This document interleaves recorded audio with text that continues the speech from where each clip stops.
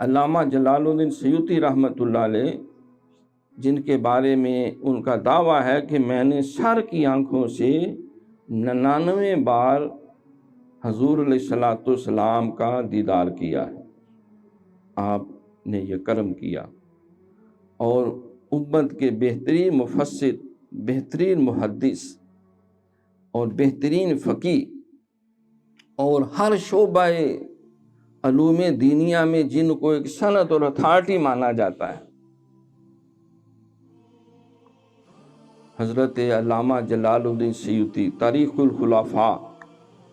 پوری تحقیق کے ساتھ جنہوں نے کتاب لکھی، آپ فرماتے ہیں کہ سورہ فتح کی اس آیت میں اللہ نے سرکار کی نبوت کے اعلان کے بعد جو نبی علیہ السلام کے صحابہ کے 4 اوصاف بیان کیے ہیں،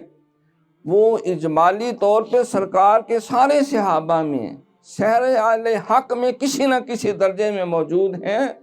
لیکن بالخصوص جو ترتیب سے کہا کہ والذین معہ، یہاں معہ معیت سے مراد سیدنا صدیق اکبر ہیں۔ اشداء علی الکفار، کفر کے لیے، کافروں کے لیے بڑے سخت ہیں، یہ بالخصوص سیدنا فاروق اعظم کے لیے۔